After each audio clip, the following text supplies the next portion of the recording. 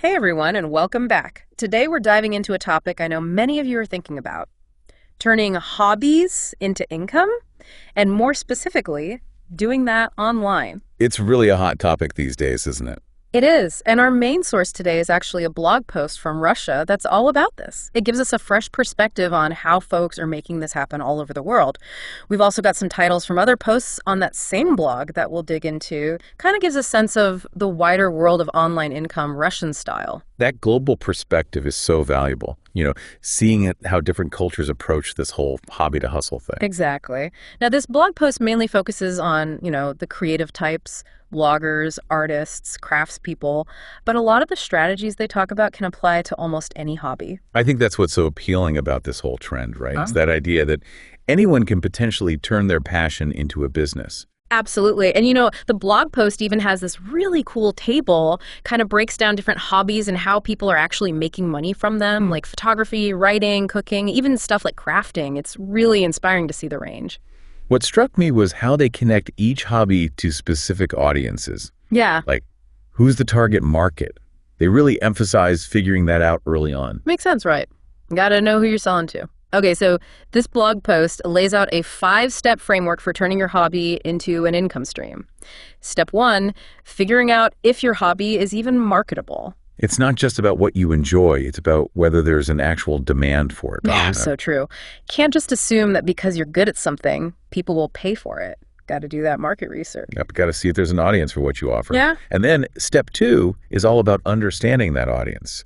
Who are they? What do they need? What are their pain points? Really digging deep, going beyond just demographics. Okay, once you've got a grasp of your target audience, what's next? Well, according to the blog post, it's time to build your online platform, whether it's social media, a specialized website, or your own website. A lot of options these days.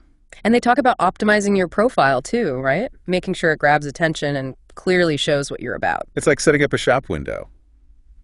Gotta make it eye-catching and inviting so people want to come in and see what you've got. Love that analogy. Okay, so you've got your platform, it's looking good, now you got to figure out how to actually make money from it. Right. And this blog post breaks down a bunch of different monetization methods, like advertising, affiliate marketing, and of course, selling your own products or services. Yeah, the possibilities are endless. I was actually surprised by their take on physical goods versus digital products. They suggest that sometimes things like handmade crafts or artwork can actually bring in more income than digital products, like online courses or ebooks. Interesting. Though they also point out that digital products are often easier to scale. You create it once and you can sell it over and over again. True. It's all about finding that balance, right? What works best for you and your hobby? But this blog post doesn't shy away from the challenges either. They get real about the mistakes people make along the way. Yeah, there's this whole myth that turning your hobby into a business means you'll just be having fun all the time.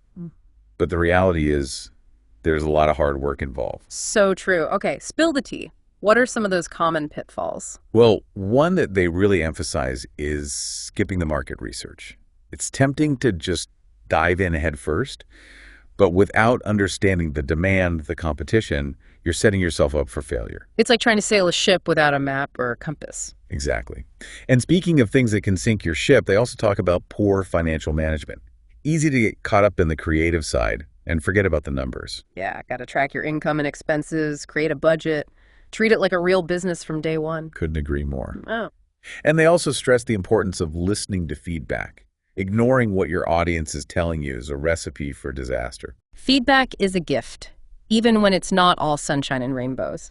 It helps you grow and improve. Absolutely. And last but not least, they talk about the importance of having a solid promotion strategy. You can have the best product or service in the world, but if nobody knows about it, you're not going to make any sales. Got to get the word out there, whether it's through social media, content marketing, or even paid advertising. Finding those channels where your target audience hangs out is key. Couldn't have said it better myself. So that's kind of the gist of this Russian blog post on turning hobbies into income. But we also have this list of titles from other posts on that same blog. They touch on a bunch of different ways to make money online, and I think it would be really interesting to take a closer look at those. Oh, yeah. Absolutely. It'll give us a broader perspective on the whole online income landscape, like a little peek into how things are done in Russia. Exactly. It's all about expanding our horizons, right? Love it. So, what are we waiting for? Lead the way. One thing that really stood out to me in that blog post was how much they talked about finding your niche. Like, it's not enough to just have a marketable hobby. You really got to get specific. Oh, yeah, I totally agree. It's like they're saying don't try to be everything to everyone, right? Right. You're going to be way more successful if you kind of become the go-to person for a very specific group of people. Actually, they had this great example in the blog post. Let's say you're a photographer and you love taking pictures of pets. But instead of being just another pet photographer, what if you specialized? Like only photographed exotic birds or something. Ooh, I like where you're going with this. Right. Suddenly you're not competing with every other pet photographer out there. You're the bird photography expert. Makes total sense. And I bet you could even charge more for your services because you're offering this specialized skill. Exactly. Now, the question is, how do you even find that niche in the first place? And the blog post talks about starting with yourself. Like, what are you already passionate about? What are you good at? Maybe you have some unique knowledge or experience that you can share with others. Yeah, it's got to be something that you're genuinely excited about. But passion isn't everything. You also got to make sure there's an actual market for it, right? Like, are there people out there who are actively searching for what you have to offer? Totally. They suggest doing some keyword research, seeing what people are actually typing into search engines. Are they looking for information, products, or services that are related to your hobby? Oh, that's such a good point. And don't forget about checking out the competition. Are there already businesses operating in that niche? What are they doing well? What could they be doing better? Right. Doing that competitive analysis can be really helpful. You might even find a sub-niche that nobody's really serving yet. Ooh, a hidden opportunity. Now, this blog post also had a lot of great advice from successful bloggers and people making a living from their creative work. One thing that kept coming up was to experiment with different types of content. Oh, yeah. Not everyone consumes information in the same way, right? Some people love reading blog posts, others prefer watching videos, and some people are all about podcasts. It's all about finding what works for you and your audience. It's like, don't be afraid to try new things. You never know what's going to resonate. Speaking of things that resonate, this blog post really stressed the importance of consistency. Oh, consistency is key. It's about showing up regularly for your audience. Yeah. Delivering valuable content and building that trust factor. Did you ever use a content calendar to kind of help you stay organized and on track? Oh, absolutely. It's a game changer. It takes away that overwhelm of like, what am I going to post today? Makes sense. Planning ahead can make a huge difference, but I think it's also important to be flexible. Like, if something comes up or you have a new idea you want to try, don't be afraid to switch things up. Definitely. And here's another piece of advice that I think a lot of people struggle with, but the blog post really emphasized it. Don't be afraid to show your personality. I think that's so important, especially online, where it's easy to get caught up in trying to be perfect or present this polished facade. People want to connect with the real you. Exactly. Let your unique voice and your passion shine through in your content. Be yourself, have fun, and don't be afraid to be a little quirky. Be memorable. Now, this next tip might seem a little counterintuitive at first, but the blog post was adamant about it. Don't be afraid to give away some of your knowledge for free. Yeah, I know a lot of people struggle with that one. They're so focused on making money that they forget about the power of building relationships and establishing themselves as an expert. Right. It's like giving people a little taste of what you have to offer. And then they're more likely to come back for more. The blog post talks about how free content can actually attract more paying customers in the long run. Helps you build trust with your audience. People are more likely to buy from someone they perceive as knowledgeable and helpful. Makes sense. But it's not just about creating awesome content. You also got to engage with your audience, right? Oh, absolutely. Respond to comments, ask questions, run polls, make your audience feel heard and valued. It's about building a community, not just broadcasting your message to the void. Totally. And while we're on the topic of community, the blog post also suggests collaborating with others, like partnering with other bloggers, influencers, businesses in your niche. It's a great way to expand your reach, tap into new audiences, and learn from each other. Win-win for everyone. Totally. And last but not least, the blog post really emphasized the importance of continuous learning. The online world is constantly changing. So true. It's about staying curious, embracing new ideas and approaches, and always striving to improve your skills and knowledge. And, don't be afraid to make mistakes along the way. Mistakes are just stepping stones to success. Okay, so we've talked about a lot of positive things, but the blog post also gets real about some of the potential pitfalls, the things that can trip people up when they're trying to turn their hobby into an income stream. Yeah, it's not all sunshine and rainbows, right? So what are some of the common mistakes people make? Well, we already talked about skipping market research, but that's a big one. It's tempting to just dive in head first, but understanding the demand, the competition, and the needs of your target audience is crucial. It's like setting sail without knowing where you're going. Exactly. And another big one is poor financial management. Easy to get caught up in the excitement of things and forget about the practical realities of running a business. Got to track those expenses, set a budget, treat it like a real business from the start. Any tips on how to stay on top of that? Well, using accounting software or even a simple spreadsheet can be super helpful. And don't be afraid to get a professional advice from a financial advisor or accountant if you need it. Yeah, it's worth the investment. What other pitfalls do we need to watch out for? Ignoring feedback. I think that's one that trips a lot of people up. Oh, I know. Sometimes it can be hard to hear constructive criticism, but it's so valuable. It helps you understand how your work is being received and identify areas where you can improve. And lastly, one that I think a lot of people struggle with is comparison. Oh, comparison is the thief of joy, right? Exactly. It's so easy to get caught up in comparing yourself to others, especially online. But everyone is on their own unique journey.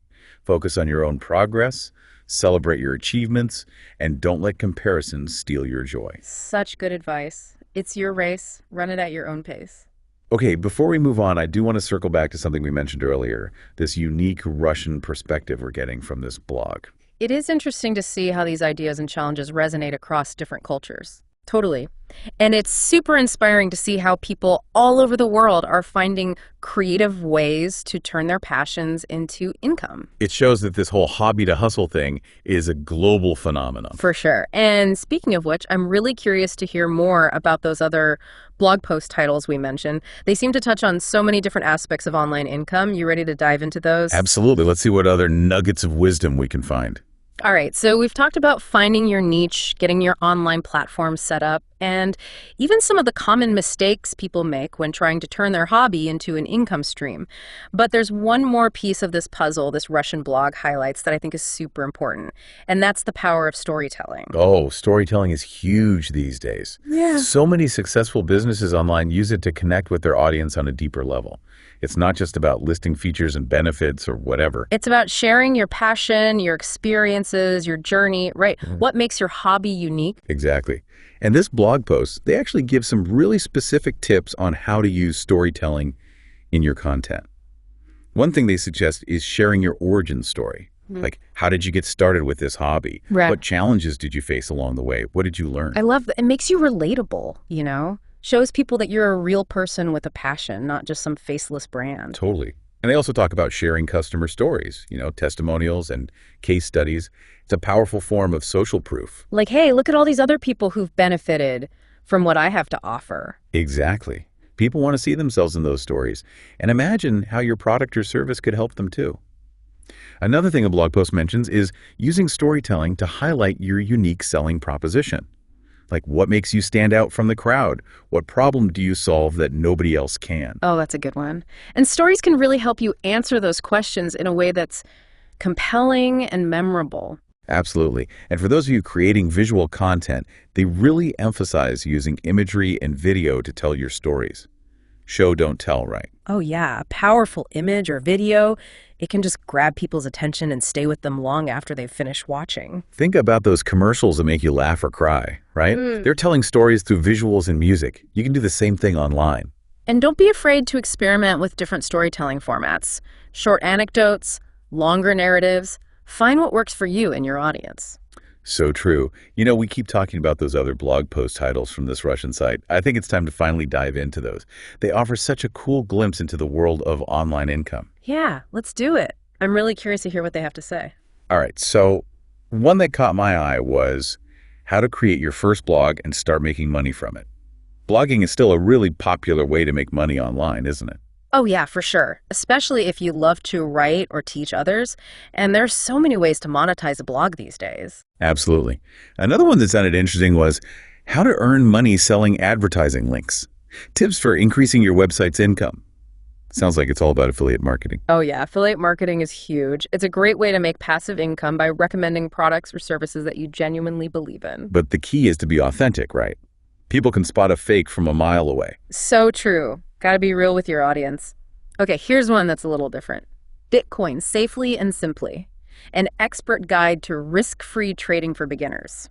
Cryptocurrency is definitely having a moment, and it can be a potential way to make money online. It can also be pretty risky, though, especially for beginners. Yeah, it's important to do your research and understand what you're getting into before investing any money in cryptocurrency. But this blog post sounds like it could be a good starting point for anyone who's curious. I agree. Now, this next title is one I think everyone needs to hear, especially with so many scams happening online. How to avoid falling for scams on social networks. Tips and recommendations. Oh, that's so important. It's heartbreaking how many people fall victim to those scams. This blog post sounds like it's packed with practical advice on how to protect yourself. Definitely. Here's another one that caught my eye, and it ties back to what we were talking about earlier. Content marketing. Creating useful and engaging content.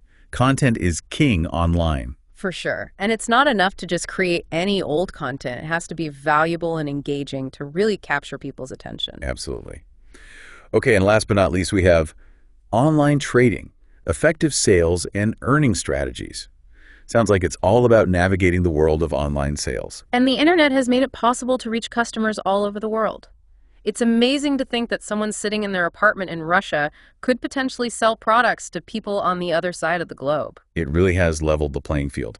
So, as we wrap up this deep dive, I think it's safe to say that turning your hobby into an income stream is more than just a dream. It's something that people are doing every day. And these blog posts we've been discussing, they give us a great roadmap for how to make it happen.